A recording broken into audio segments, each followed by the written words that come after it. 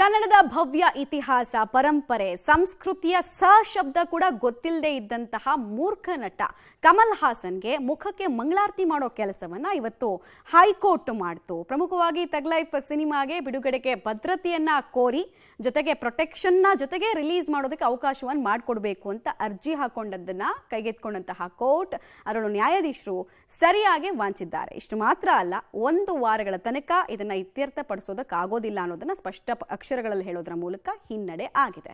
ಒಂದು detail report ಇದೆ, ನೋಡ್ಕೊಂಡು ಬರೋಣ ಬನ್ನಿ. ತಮಿಳ್ ನಟ ಕಮಲ್ ಹಾಸನ್ಗೆ ಬಿಗ್ ಶಾಕ್. ಈ ವಾರ ಥಗ್ ಲೈಫ್ ಸಿನಿಮಾ ರಿಲೀಸ್ ಇಲ್ಲ.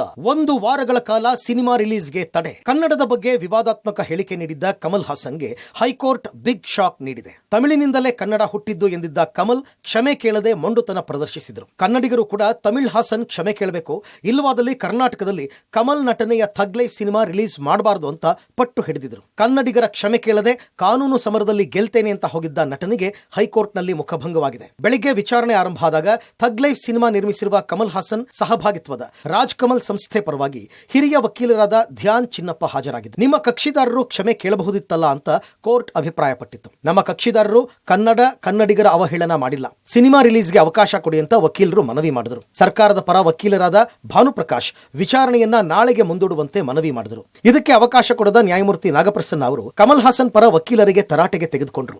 ಮೊದಲು ಕ್ಷಮೆ ಕೇಳಿ ಆಮೇಲೆ ವಿಚಾರಣೆ ಮಾಡೋಣ. ಹೈಕೋರ್ಟ್ ಸಲಹೆಗೂ ಕ್ಯಾರೆ ಎಂದಿರಲಿಲ್ಲ ಕಮಲ್. ಇದೀಗ 1 ವಾರ ಕಮಲ್ ಸಿನಿಮಾ ಪ್ರದರ್ಶನಕ್ಕೆ ತಡೆ.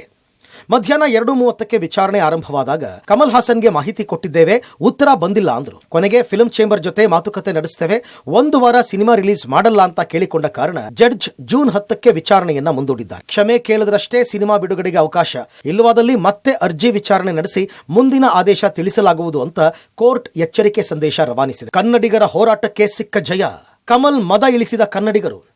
ಇನ್ನು ಕಾನೂನು ಹೋರಾಟದಲ್ಲಿ ಕೆಚ್ಚೆದೆಯ ಕನ್ನಡಿಗರಿಗೆ ಗೆಲುವು ಸಿಕ್ಕಿದೆ. ಕಮಲ್ ಹಾಸನ್ ಕ್ಷಮೆಗೆ ಪಟ್ಟು ಹಿಡಿದಿದ್ದ ಕನ್ನಡಿಗರಿಗೆ ಜಯ ಸಿಕ್ಕಿದೆ. ಕೋರ್ಟ್ ಆದೇಶದ ಬೆನ್ನಲ್ಲೇ ಫಿಲ್ಮ್ ಚೇಂಬರ್ ಸಭೆ ನಡೆಸಿತು. ಕಮಲ್ ಹಾಸನ್ ಕ್ಷಮೆ ಕೇಳಬೇಕು, ಹೇಳಿಕೆಯನ್ನ ಹಿಂಪಡೆಯಬೇಕು, ನಮ್ಮ ಜೊತೆ ಚರ್ಚೆಗೆ ಬರುವುದಾದರೆ ಸ್ವಾಗತ, ಅವರು ನಮ್ಮನ್ನ ಸಂಪರ್ಕ ಮಾಡಿದ ಬಳಿಕವೂ ಕ್ಷಮೆ ಯಾಚಿಸಿದರೆ ಮಾತ್ರ ರಿಲೀಸ್ಗೆ ಅನುಮತಿ ಅಂತ ಫಿಲ್ಮ್ ಚೇಂಬರ್ ನಿರ್ಣಯ ಮಾಡಿದೆ.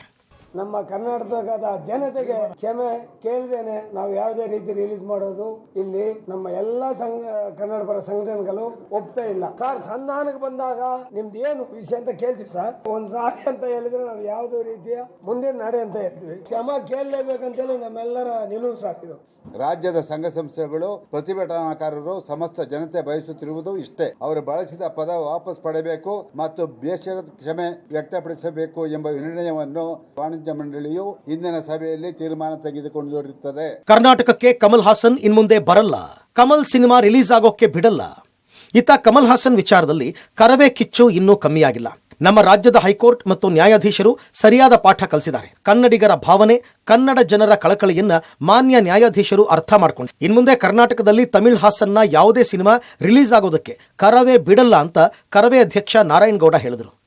ಕನ್ನಡಿಗರ ಹೋರಾಟ ಮತ್ತು ಅವರ ಕಳಕಳಿಯನ್ನ ಅವರಿಗೆ ಚೆನ್ನಾಗಿ ಅರ್ಥ ಆದ ಕಾರಣ ನಮ್ಮ ಕರ್ನಾಟಕದ ಹೈಕೋರ್ಟ್ ನ್ಯಾಯಾಧೀಶರು ಕಮಲ್ ಹಾಸನ್ ಅವರಿಗೆ ಸರಿಯಾದಂತ ರೀತಿಯಲ್ಲಿ ನಡ್ಕೋಬೇಕು ಅನ್ನುವ ಒಂದು ಒಳ್ಳೆಯ ಪಾಠವನ್ನ ಇವತ್ತು ಮಾಡಿದೆ. ಇನ್ಯಾವತ್ತು ಕರ್ನಾಟಕದಲ್ಲಿ ಕಮಲ್ ಹಾಸನ್ ಸಿನಿಮಾ ಆಗ್ಲಿ, ಕಮಲ್ ಹಾಸನ್ ಕರ್ನಾಟಕ ಬರಕ್ ಆಗ್ಲಿ, ಕರ್ನಾಟಕ ರಕ್ಷಣಾ ವೇದಿಕೆ ಬಿಡಲ್ಲ ಅನ್ನೋ ತೀರ್ಮಾನವನ್ನು ನಾವು ಮಾಡಿದ್ದೀವಿ. ಒಟ್ಟಾರೆ ಕರ್ನಾಟಕದಲ್ಲಿ ಈ ವಾರ ಕಮಲ್ ಹಾಸನ್ ಸಿನಿಮಾ ಪ್ರದರ್ಶನ ಕಾಣಲ್ಲ. ಇನ್ನೂ ಮೊಂಡಾಟ ಪ್ರದರ್ಶಿಸಿದರೆ Thug Life cinema ban fix ಅಂತ ಇದ್ದಾರೆ ಕನ್ನಡಿಗರು. ಫೈನಲಿ ಕಮಲ್ ಹಾಸನ್ ಕ್ಷಮೆ ಕೇಳ್ತಾರಾ? ಕಾದು ನೋಡ್ಬೇಕಿದೆ. Bureau report, Public TV.